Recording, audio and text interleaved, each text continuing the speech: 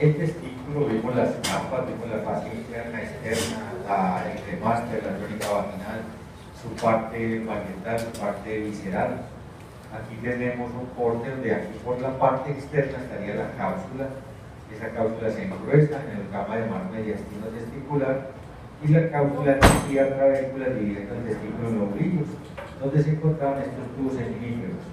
Estos tubos seminíferos, recordemos que tienen un epitelio estratificado de dos tipos de células. Ahí se ve un montón de células estratificadas de una población de células germinativas y otra de células de Sertoli. Las células de Sertoli van desde la base hasta la ápice, acuérdense que ellas generan los complejos de iones no fluyentes, entre ellas crean un compartimento basal, compartimiento luminal. Estos complejos de unión son las ocluyentes, refuerzan la barrera hematotesticular, impidiendo que antígenos o sistema inmune llegue a detectar los espermatozoides como células completamente diferentes que son, las puedan atacar y destruir. Entonces, células de Sertoli, antes de nacer, produjeron factor inhibidor de Müller para que se apoyaran los conductos paramesonéfricos y más adelante las células de Leydig van a empezar a producir testosterona para que se acabe de desarrollar el aparato reproductor masculino. Entonces salíamos de los tubos seminíferos, llegábamos al mediastino testicular con unos tubos rectos y se liberaba el espermatozoide, los espermatozoides con el líquido que producían las células de Sertoli hacia la red testicular. Entonces, digamos por acá, decíamos que aquí puede haber un epitelio púbico cilíndrico con microvellosidades y cilios, y vamos a continuar acá con los tubos eferentes para formar la cabeza del epididio.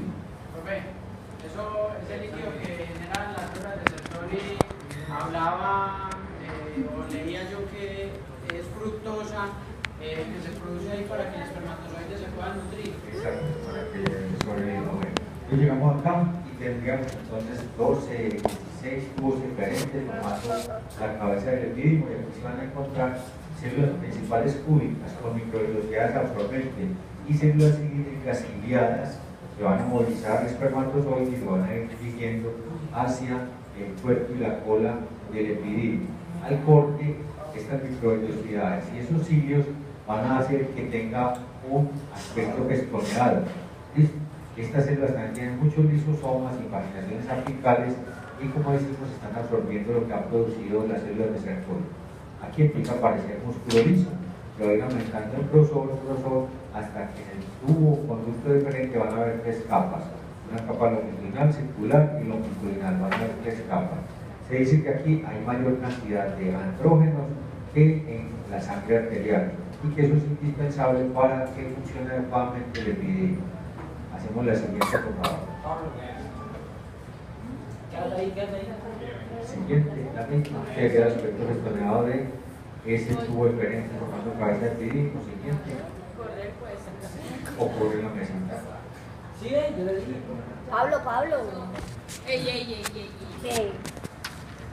Bueno, tenemos el epidemio ya propiamente de su cuerpo y con la siguiente.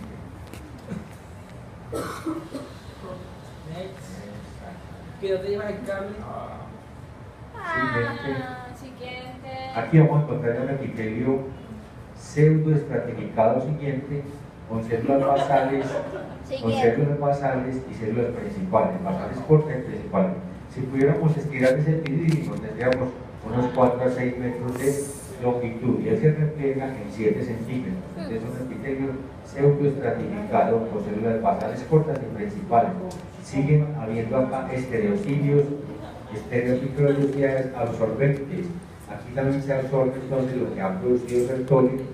Se secreta gliceroproteína, glucoproteína. Se dice que aquí los espermatozoides en la parte distal adquieren un movimiento unidireccional anterógrado. Y volvemos a decir que vamos a tener tejido conectivo laxo y algo de músculo liso. Siguiente. Llegamos al conducto diferente, hace parte del cordón espermático siguiente, las venas papiliformes, y tiene una longitud de 40 centímetros, aquí es donde se hace la vasectomía. Aquí vamos a tener todo un tubo muscular con longitudinal interna, circular medio longitudinal externa. Al corte sería un tubito de 1 milímetro, ¿sí? y el epitelio sigue siendo pseudoestratificado como venía del telefidismo, pseudoestratificado con estereocicios, asienta sobre una lámina basal, asienta sobre un tejido conectivo, es decir, que aquí vamos a tener una mucosa y después vamos a tener una muscular y después vamos a tener una adventicia. Este conducto deferente se amplía en la parte distal y forma la ampolla del conducto deferente que se va a unir con el conducto de la vesícula seminal para concluir y formar el conducto eyaculador siguiente, que es una imagen del conducto deferente. Aquí estaría la ampolla, aquí estarían las vesículas seminales y aquí estaría formando el conducto eyaculador atravesando a la próstata. Siguiente. Se lo sabe. Llegamos aquí a las vesículas seminales que se ubican por donde, por detrás, por delante del recto, por detrás de la vesícula y por detrás de la próstata. Tienen entonces unos 15 centímetros, si las pudiéramos estirar por completo, pero se reflejan en 7 centímetros. Tiene una mucosa también. Seguimos con pseudoestratificado cilíndrico con microvellosidades que asientan sobre un tejido fibroelástico y músculo liso. El 70% del semen es secreción de las vesículas seminales, una secreción amarilla, rica también en fructosa, aminoácidos, proteínas, citratos y prostaglandinas. Y de acá entonces, de esas vesículas seminales, se diría el conducto eyaculador, atravesando la próstata con el epitelio cilíndrico simple, no va a tener músculo liso y va a tener un tejido conectivo subepitelial. Y al corte se verían unos aspectos tubulares irregulares. Siguiente. Llegamos a, estaría lo mismo, vesículas seminales, ampolla, conducto eyaculador. Aquí el ano, interno, el recto, por delante del recto de próstata, ahí está el acceso, la próstata tarsal. No, se dice que normalmente no se tocan las vesículas seminales hacia el tacto rectal. Siguiente. Llegamos a la próstata, que se dice que es un limón mediano, de tamaño mediano, que tiene dos componentes, un componente glandular.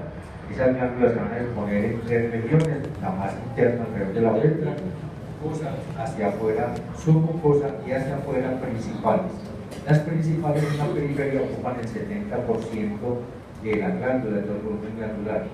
A nivel central, alrededor de la uretra, el 25% serían las mucosas, y entre las dos, la submucosa en un área de transición entre la central y la periférica.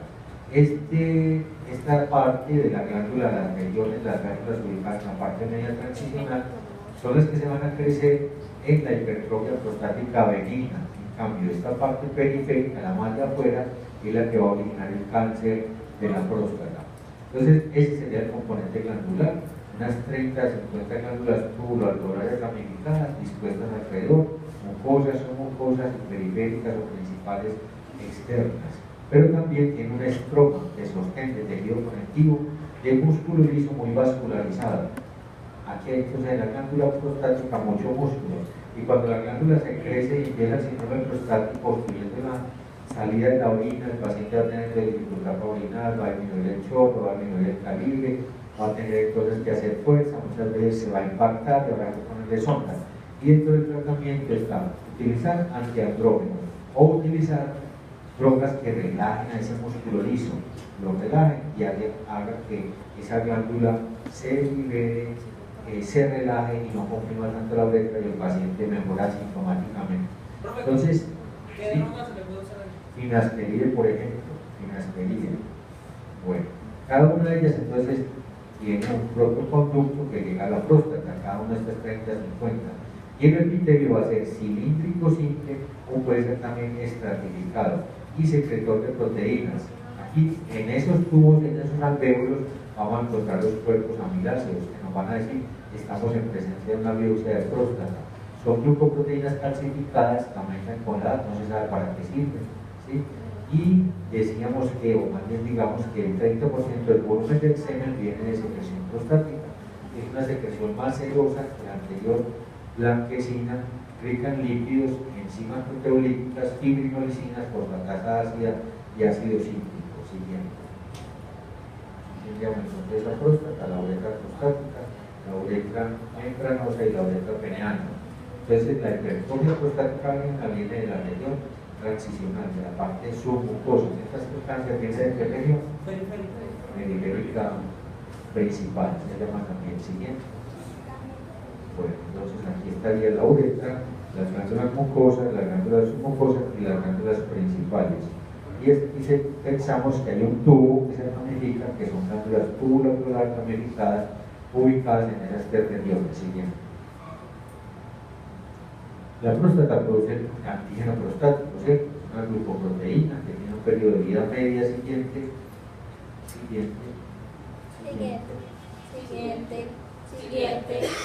Hay un resumen de los tubos, siguiente.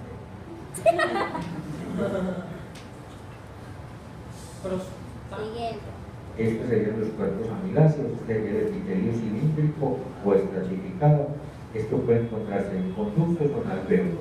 Y este es el estroma fibromuscular que se crece en la hipertrofia también, y por eso sirven los relajantes musculares. Siguiente, además de los antiandrogénicos. Siguiente.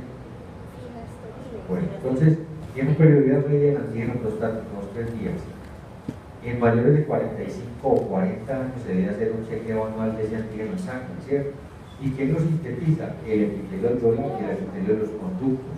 Y una actividad lítica. Cuando el semen sale, coagula y después ese semen se licúa gracias a ese antígeno prostático. El valor normal es de 4 nanogramos por decilitro.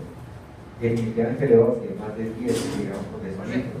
Pero se debe hacer ese examen de sangre sin que haya tacto rectal, sin que haya relaciones sexuales, porque también este antígeno prostático puede aumentar también siguiente.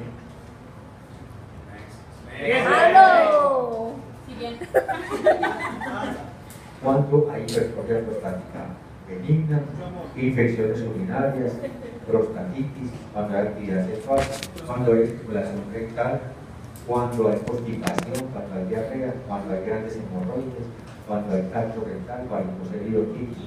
Entonces no es lógico pensar que, como decía antes, que si se tiene más de 10 nanogramos de antígeno prostático haya que hacerle biopsia a sus pacientes, sino que hay que sopesar el cuadro clínico por completo. Siguiente. Y tampoco no se puede descartar pacientes que tengan menos de 2 nanogramos por mililitro que tengan cáncer, porque el 21% de los cánceres cursan por antígeno prostático, inclusive menor que la cifra máxima, que eran 4 nanogramos. Siguiente.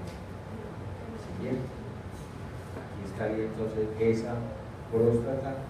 Tenemos entonces las glándulas de Cooper, las glándulas bulbourethales, siguiente, Cooper, y entonces vamos a decir que tienen en promedio, digamos, medio milímetro de diámetro y están hacia la base de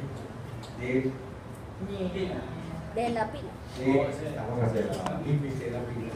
Entonces, pero es que no hay más, Creo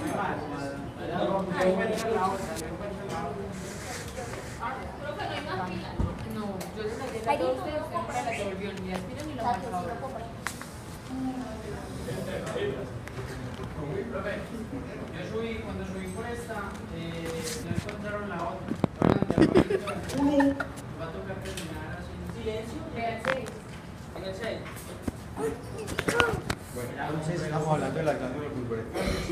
Están en relación entonces con el diafragma pélvico, tienen músculo liso, tienen músculo esquelético de ese diafragma y tienen una cápsula fibroelástica y están hacia la base pues, del pene, ¿cierto?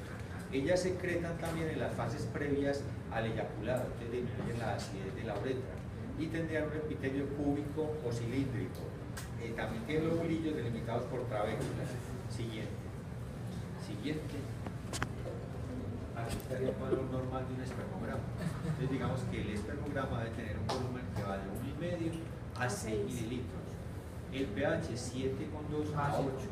Una concentración por mililitro de espermatozoides 20 millones. Y se acepta en total generar 40 millones de espermatozoides eyaculados. Y que la motilidad progresiva es de más del 50% de los espermatozoides, movilidad lineal rápida 25, morfología normal de 50, una viabilidad de 50 y que se aglutinen en 10%.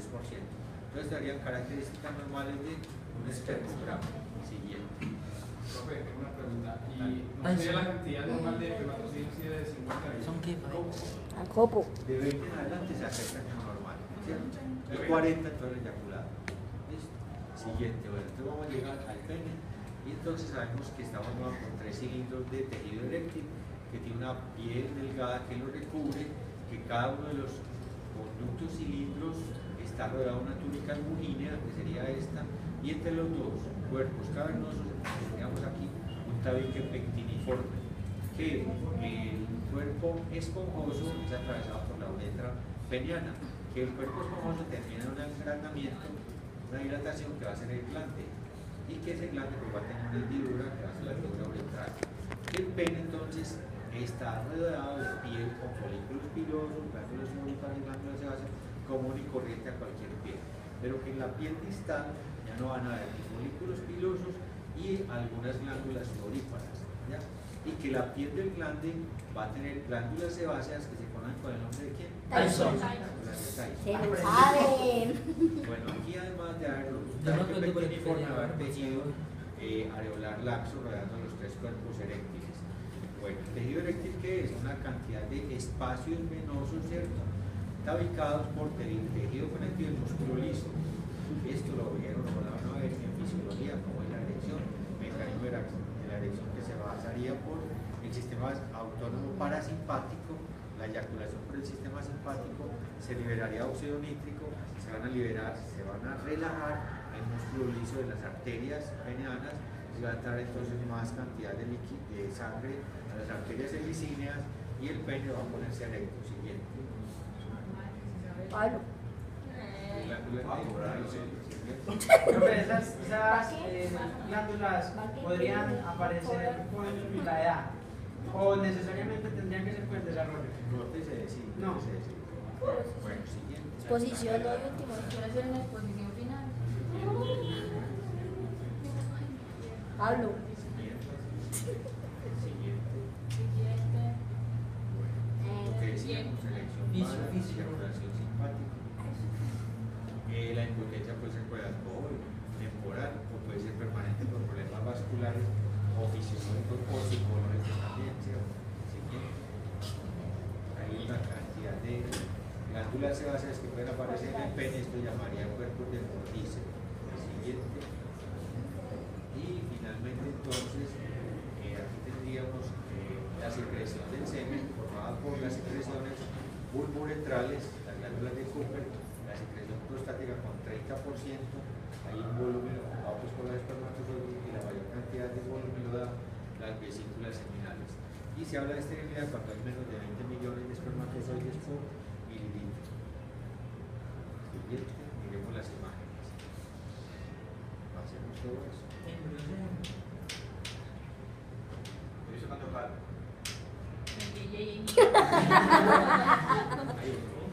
Bueno, corte de pene, ¿cierto? Pero hay uno atrás. Estaría aquí los cuerpos cavernosos, el cuerpo esponjoso, el tabique pectiniforme, la túnica albumínea, cada uno de los cuerpos eréctiles, las venas dorsales, acá la uretra, epitelio de transición, hay unas glándulas periuretrales que secretan las del litre, con doble T, litre, y también secretan un moco que precede también el eyaculado y sale en las primeras fases de la erección y del acto pues erótico. Siguiente. Ah, no hay. Aquí tenemos entonces un corte de Cuerpo cavernoso. Conducto. No. Sí. células de quién? Ah, sí, el Sertoli. De Sertoli, correcto. Núcleo, nucleolo. El citoplasma se riega por todo el epitelio. Decíamos entonces que era un tubo seminívoro, es un tubo que empieza en un extremo ciego, que tiene un epitelio estratificado de poblaciones, Sertoli por un lado que rellena todos los espacios desde la ápice a la base, que se pega por los nodos ocluyentes, que nos separa un compartimento basal y un abdominal, que refuerza la barrera hematotesticular, que esas uniones pues tienen que despegarse cuando la espermatogonia se diferencia del espermatocito primario, porque ya el espermatocito primario es una célula completamente nueva y tiene otros cromosomas.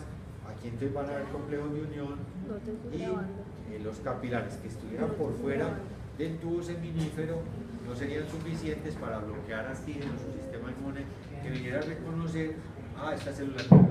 ¿Listo? ¿Qué otra función celular de Sertoli? Factor inhibidor de Müller, proteína ADP. dirige el proceso, libera los espermatozoides, lo que vamos a llamar espermiación, Los alimenta. Pues, con la libera, secreción. produce secreciones ricas en fructosa. Bueno, siguiente. Bueno, devolvete un momentico. Aquí estaría la lámina basal. Y por aquí también habrían células mieloepiteliales que escribirían a estos conductos. Y por fuera encontraríamos las células de Leydig, productoras de Testosterona. testosterona. Acordarse que allá en el desarrollo del reproductor masculino hay tres fases en la definición del sexo: sexo gonadal, sexo Hormonal y genérico y genérico. sexo hormonal. Y que en el sexo gonadal lo determinó el Y, el cromosoma Y, que produjo una proteína Sí. relacionada con el testículo, ajá, y que se va a hacer que aparezca la gónada, y que la gónada va a ser estimulada por la LH coriónica, y esa LH coriónica va a hacer que estas células produzcan pues andrógenos, que hace que se siga diferenciando el aparato reproductor masculino. ¿Qué partes del aparato reproductor masculino vendrían a formarse por estímulo de las andrógenos producidas en estas células? Conductos de Wolfram. ¿Cómo me lo El epidídimo, los conductos eferentes, epidídimo, conducto eferente, vesícula seminal. Hasta ahí llegaría el efecto de esto, porque lo otro va a ser por los andrógenos, ¿cierto? Pero ya más adelante, ¿sí? Por ya andrógenos, pero producidos por esta célula y estimulados, estimulando la cloaca. Ya empezarían entonces a formarse el pene, la próstata, ¿sí? ¿Y qué más? Y la red testicular. Bueno, siguiente. Conducto diferente. Tiene vuelta de aquí, glándula, próstata, cuerpos de Eso. Siguiente. Iba por ahí, iba por ahí. Bueno, aquí más fácil, más claro, aquí tenemos aquí Desertoli. las pegaditas de la lámina basal, cromatina densa, espermatogonias. La arriba. Estas aquí pegaditas, espermátidas. ¿Cómo llaman el proceso de espermátidas, espermatozoides? Espermiogénesis. Espermiogénesis. Siguiente. No, Espermiogénesis. Aquí tenemos que Conducto. sí, diferente. Turrente. Eferente. tubo semilífero. Ah. Y por fuera, el intersticio testicular. ¿Con qué? Areolar laxo, Vaso sanguíneo. linfáticos y células de Puede ser lo el de. Leydig. El Leydig. Y aquí tenemos a quiénes.